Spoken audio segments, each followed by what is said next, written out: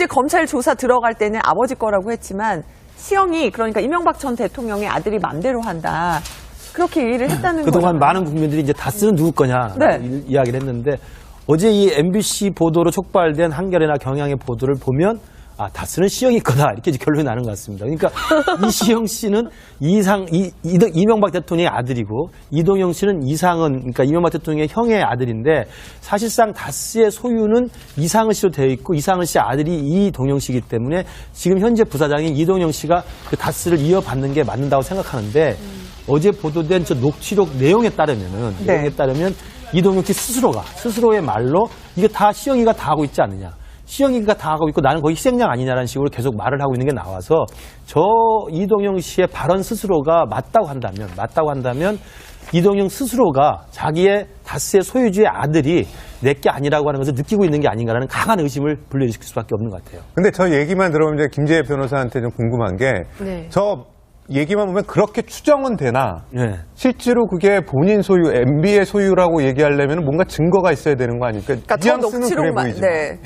네, 하지만 그 회사 내에서의 어떤 권력 관계라는 것이 객관적인 증거로 입증되는 것이 가장 중요하긴 하겠지만 이제 그 회사 내부의 사람들이 누구를 정말 실제 소유자로 여기고 있는지도 상당히 좀 중요한 부분으로 보이고 그다음에 그 회사와 거래를 하는 상대방이 역시 또 이 회사의 진정한 주인이니까 내 거래 상대방이 누군가를 인식했는가도 굉장히 좀 중요한 요소로 저는 판단될 수 있을 것이라고 보여요. 지분이나 이런 걸 봐서는 전혀 그러니까 지분도 이제 뭐 바람직하지는 않지만 명의 신탁이 가능한 부분이기 때문에 실제로 그렇게 운영되는 회사는 굉장히 많죠. 그래서 법을 적용할 때는 실질적인 관계를 따져보고 이제 이 녹취록이 아무래도 이제 시발점이 돼서 녹취록을 근거로 해서 이 녹취록 내에 나오는 그런 상황을 좀 객관적인 증거를 찾아서 뒷받침하는 방향으로 그렇게 수사가 진행되지 않을까 싶습니다.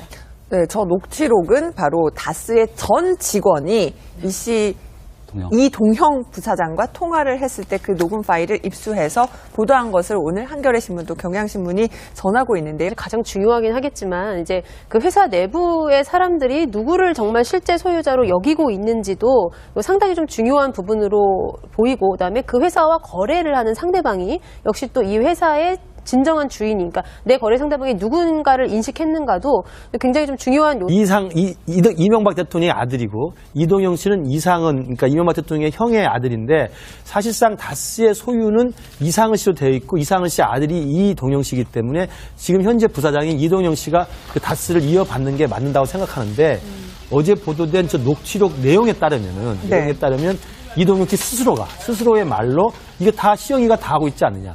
시영이가 다 하고 있고 나는 거의 희생양 아니냐라는 식으로 계속 말을 하고 있는 게 나와서 이동영 씨의 발언 스스로가 맞다고 한다면 이동영 스스로가 자기의 다스의 소유주의 아들이 내게 아니라고 하는 것을 느끼고 있는 게 아닌가라는 강한 의심을 불러일으킬 수밖에 없는 것 같아요. 근데 저 얘기만 들어보면 이제 김재혜 변호사한테 좀 궁금한 게 저 얘기만 보면 그렇게 추정은 되나 실제로 그게 본인 소유, MB의 소유라고 얘기하려면 뭔가 증거가 있어야 되는 거 아닙니까? 그러니까 저 녹취록만.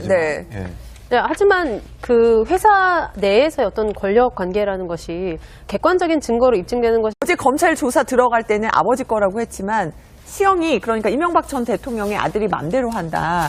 그렇게 얘기를 했다는 거죠. 그동안 많은 국민들이 이제 다스는 누구 거냐 이야기를 했는데 어제 이 MBC 보도로 촉발된 한겨레나 경향의 보도를 보면 다스는 시영이 거다 이렇게 결론이 나는 것 같습니다. 그러니까 이시영 씨는